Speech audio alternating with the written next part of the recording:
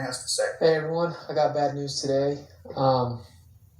Thursday was my last official day of work. The plant that I worked at is closed. And I wanted to talk about that, what I think it means. My industry was in the housing, windows and doors industry, residential windows and doors. We closed a plant in September of 2023. I was successfully able to get a job at another plant in the same company, and now we've closed that second plant. Our sales have dropped so substantially that they literally closed a successful plant that survived the 2008 recession, just to give you some insight. When I look on the news, we're told that the job market's strong, that the consumer's strong, while our sales continue to drop. I don't have all the data of what happened, but closing a business full of machinery, laying off people, giving severance packages, terminating leases prematurely, it's not cheap. So to put this back into perspective, he got laid off twice, and he makes a good point. To shut down a warehouse full of machinery, that's expensive, and his company survived the GFC, which means, you guys, I'm trying to tell you, things are worse right now than the GFC. The thing is we can't see that. Well, I can see that. A lot of people can't see that because of the inflation. The inflation is manipulating the numbers. The inflation is the money printing. When they do money printing, it devalues money, and it makes the cost of living more expensive. And right now, we feel that. We see that. There's no question. I feel it. I'm hurting. I'm worried myself. This man got laid off twice. And not only that, as he continues to tell his story, you're going to see that he actually went through the GFC. And so now he's going to warn you on what he's saying now compared to what he saw during the great financial crisis. I was a carpenter in 2008, and the housing was already starting to kind of collapse before the economy collapsed. It's important to understand that. I remember people putting their homes for sale in 2008, and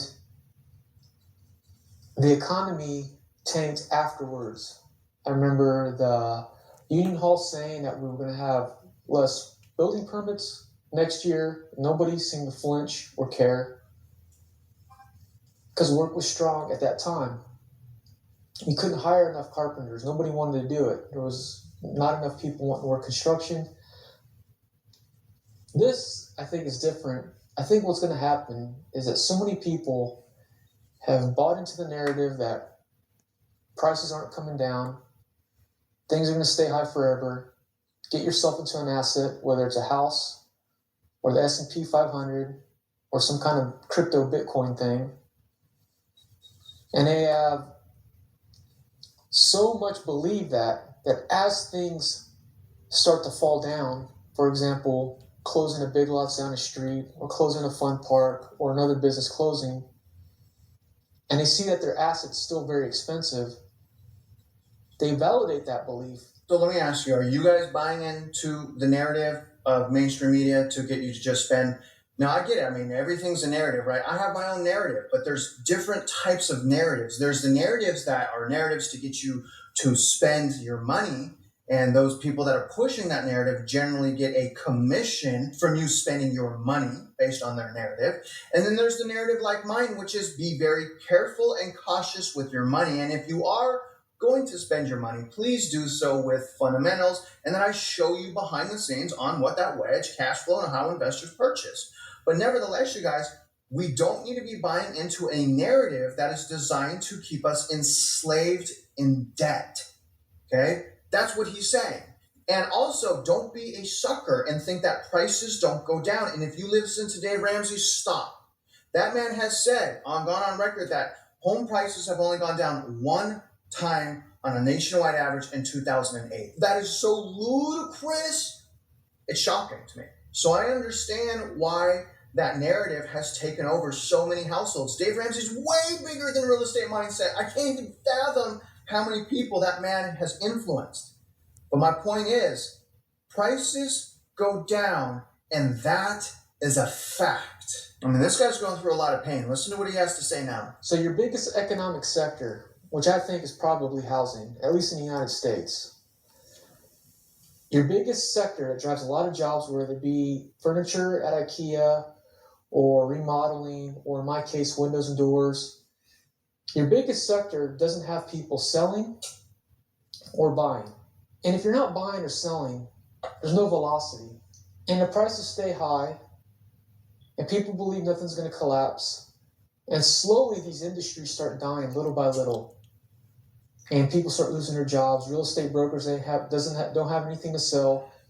Yet people will still buy a house for $1.1 million that was $550,000 in San Diego 5-6 years ago. And don't question a single thing about it. So in this real estate crash, I don't think it's going to crash the same way as 2008. I think other areas of the country will start collapsing and prices will still stay high. And I think they may call it stagflation. And I think the last thing to go will be the housing market. But when it goes, it just doesn't go like it did in 2008. When it goes, it goes. People don't want to move because they can't afford to move. So that $1.1 million home that they bought 25 years ago, they may feel good on the inside, but they have nowhere to go. And when those people start letting go en masse, because they have to, it will start a collapse of pricing like we've never seen before. That's my theory. Let me ask you guys this. Why does someone have to get laid off to have these types of epiphanies? I mean, I had to be laid off, bankruptcy, repo, and all this stuff for me to have my realization on, wow, the system's really designed against me. The system is designed to take my money and to profit off of my bad spending habits. This man is a genius, but he had to lose, not everything, but he had to lose a lot to come to this level of understanding. And I hope you guys don't have to do that. Just look at what he's going through, listen to what he's saying. He's suggesting that this is going to be worse than the GFC. And I also want to say that we have stagflation right now. The housing market is the last to go probably right now. In fact, I'll say that the house prices, that's what's keeping everything propped up. The recent homeowners are paying the biggest portion of the inflation. Biggest portion of the inflation. So it's new homeowners. So this guy, I mean, seriously, guys, comment below. What do you think about this man so far? I think his epiphanies, his opinions, his insights, I think it's spot on. I think if you really want to know what's going on, you got to listen to the people that are in it, that are in the ditches, that are getting attacked, that are at war. This citizen is in pain, and he's sharing with us a warning. I hope you guys are listening. Let's listen to a little bit more. I don't know what to make of this. When the S&P 500 is rallying, when the housing market, at least in my city, is like out of control, but I don't see people moving money around. When I go to McDonald's and I spend $50 for feeding 4 people, $50. That's not a joke, by the way. When I see the price of a new truck, that's $20,000 more than a truck, same model. It's only 10 years older, but the same truck. If you care about, I start thinking like people's wages haven't jumped that high. Correct. Where's this money coming from? Good question. When I see people who bought the house for $1.1 million, is their wage higher than it was 10 years ago? Sometimes I think the price of a house is only dictated by the loan that they're willing to give you for it. I don't think people actually care what the cost is of something. If homes in San Diego were $2 million, I think they just make 50-year loans and people would buy the home for $2 million. I think if they were $3 million, people would just figure out a loan. They'd stretch it out.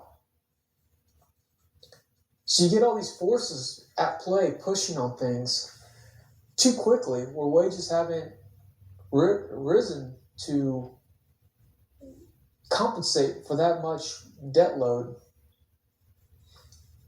And all it takes is a few things to fall in, and the whole thing falls apart. I don't know how, with this low sales volume of houses, low inventory, people don't want to move, people don't want to buy, people don't want to sell. I don't know how things keep going. Where do people work? We don't make nothing in America. This iPhone that I'm on is made in China. It's $1,500. It's the price of a laptop. The man nailed it. Wages have not kept up. Pretty much all areas of real, which is adjusted for inflation, all areas of income have gone down, not up. This man's talking about spending $50 at McDonald's. I remember when I was a child, we used to be able to get a taco for $1 and a drink. I knew that because on the way home from soccer practice, I'd always ask my mom to stop by the drive-through baker, $5. Now they're spending $50. And I really admire this man's courage. I admire how he's able to basically describe everything that he's saying, because this is a man that's broken. This is a man that, just like you and I, has been watching mainstream media and has been asking himself, am I crazy? Are things this well? And then he got laid off twice. He's so right, you guys. People don't care. And it's because so many people don't care. That's why that generally the people that do care can get ahead. Right now in America, most of us, all we need to do is make a decision to succeed or a decision to get ahead, and we will. That is the beauty of America. Now, they've made that really hard with the inflation, but that is starting to change. And what you don't want to do is give up hope. The moment you give up hope, the establishment wins. So we got a couple more minutes to listen. You guys, I didn't necessarily want to listen to this whole thing, but it's going to start getting really, really good. So I'm going to continue to play this. Please bear with me. I got a couple more things to go over after this next segment. When I look at apartments for rent, a 2-bedroom apartment's $2,700. That's more than a house. That's more than a house was just five years ago. How is that possible? Where did people get this extra money from? The stimulus was a big thing, but it wasn't that much money. So are we all drinking the Kool-Aid together? Are we all believing that we can afford the lifestyles that we have right now? Are we lying to each other? Yes. Are you going and taking a credit card and swiping the card because your house went up in value and you've believed that you can pay off that debt because your home's worth more than it was 5 years ago?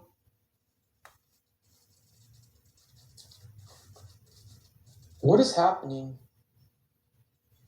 where I'm watching the news and I'm being told things are okay, but I can't see where it's okay? I see the homeless everywhere. I see graffiti. I see trash on the streets.